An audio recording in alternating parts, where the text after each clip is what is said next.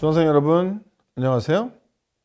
지난 시간은 마케팅 제휴와 국제 지분 제휴에 대해 살펴보고 전략적 제휴의 이점에 대해 알아보았습니다. 이번 시간은 해외 직접 투자의 대표적 형태 중 하나인 국제 합작 투자에 대해 살펴보도록 하겠습니다. 이 국제 합작 투자는 국제 기업 사이에 가장 빈번히 일어나는 국제 협력 형태로 라이센싱과 같은 계약 방식 제휴나 업무 제휴의 경우보다 더 강력한 제휴 형태입니다. 국제 합작 투자는 일반적으로 국적이 다른 둘 이상의 기업이 출자하여 별도의 법인 설립을 하는 것을 의미합니다. 기업 간 합작 투자는 기계, 설비 등 유형 자산뿐만 아니라 상표, 기술, 제조 공정, 관리 노하우 등 무형 자산의 결합을 통해 이루어집니다. 국제 합작 투자 중 일부는 특정 프로젝트를 수행하기 위한 한시적인 합작 투자도 있습니다. 예를 들면 자원 개발을 위한 합작 투자의 경우 일정 자원 개발 기간까지 존속하기로 계약을 맺고 합작 법인을 설립하는 경우입니다. 또는 국제기업 간의 영화 제작이나 이벤트를 준비하기 위해 한시적으로 운영하는 경우도 있습니다. 그러나 이러한 특수한 경우를 제외하고는 대부분의 국제 합작 투자는 계속 기업으로 지속성을 갖고 운영합니다. 이어서 국제 합작 투자의 동기에 대해서 살펴보도록 하겠습니다. 우선 합작 투자를 통해 신속한 해외 진출이 가능해질 수 있습니다.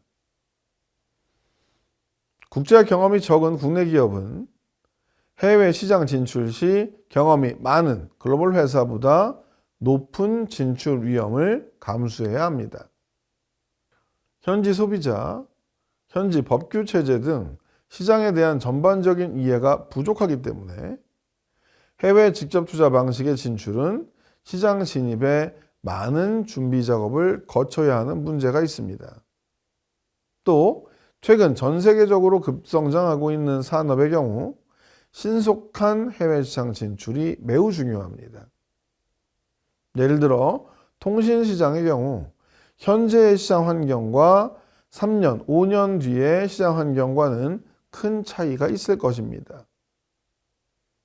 이러면 현지 기업과 합작 투자 형식으로 진출하게 되어 현지 파트너 기업의 경험을 적절히 이용하면 단독 투자의 경우보다 현지 목표 시장에 비교적 신속하고 효과적으로 진입할 수 있습니다.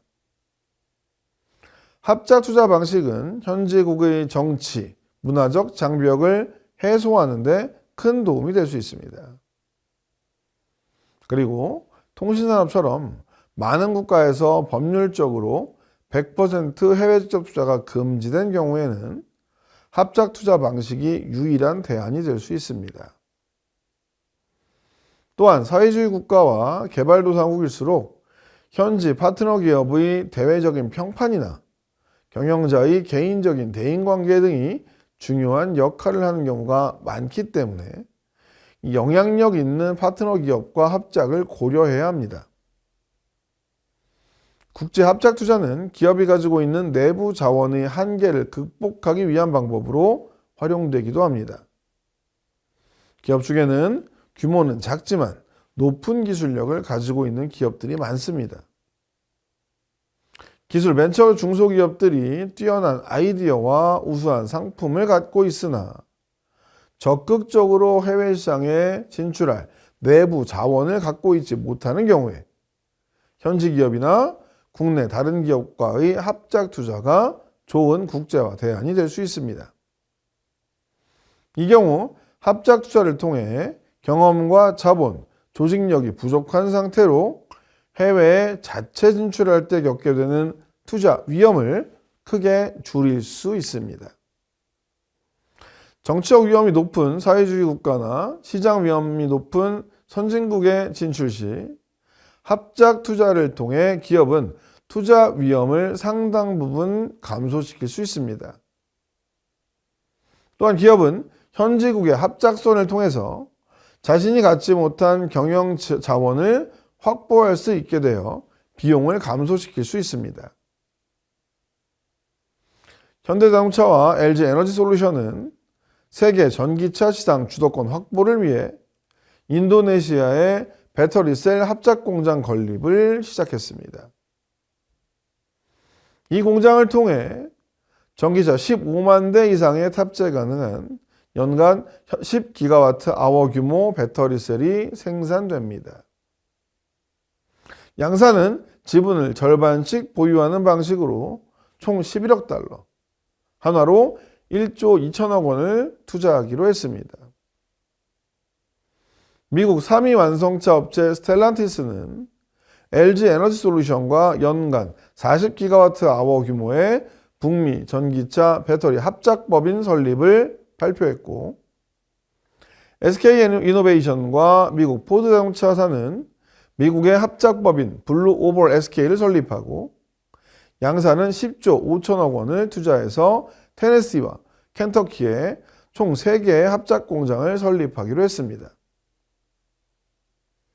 3개 공장의 양산 능력은 총 126GWh로 매년 고성능 전기차 120만 대 이상을 생산할 수 있는 수준으로 한국 전기차 배터리 제조사들이 미국 완성차 업체와 합작법인 설립을 통해 초기 투자 비용과 위험도 줄이고 고정고객 확보의 이점도 누릴 수 있게 되었습니다.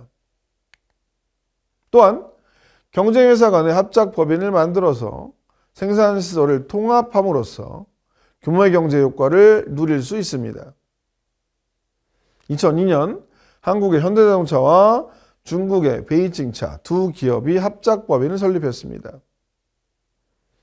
중국 내 다른 중국 업체들과 합작한 GM, 폭스바겐, 토요타, 혼다와의 시장 경쟁이 치열했음에도 불구하고 2006년 합작법인 내 연구소를 만들고 2008년 연산 30만 대 규모의 제2공장 준공과 동시에 첫 현지 전략형 모델인 중국형 아반떼 위에둥 신차를 발표했습니다.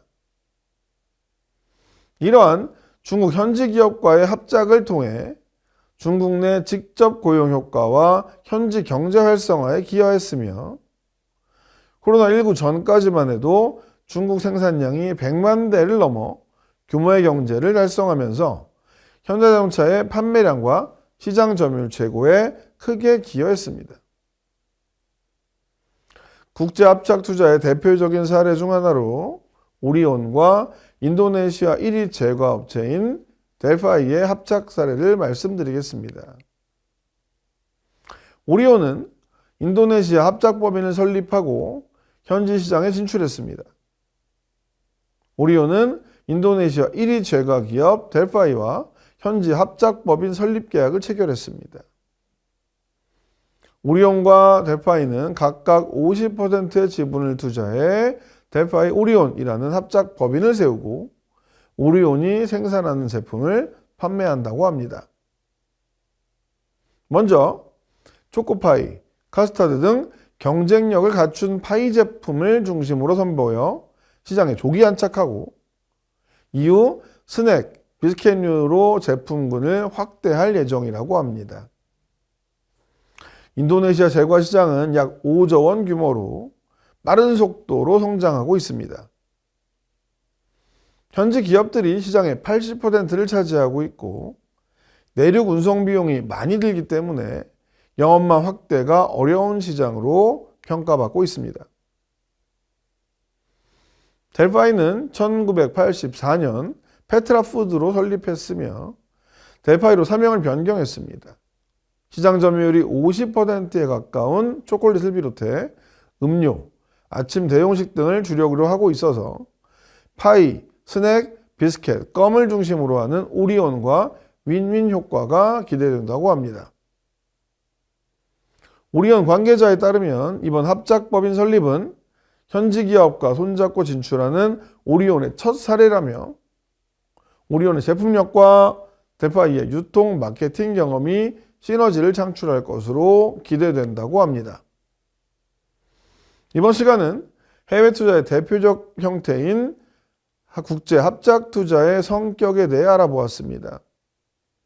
다양한 실제 사례들을 통해 국제 합작 투자의 성격에 대해 알 수 있는 시간이었습니다. 다음 시간은 국제 합작 투자의 관리에 대해 살펴보도록 하겠습니다.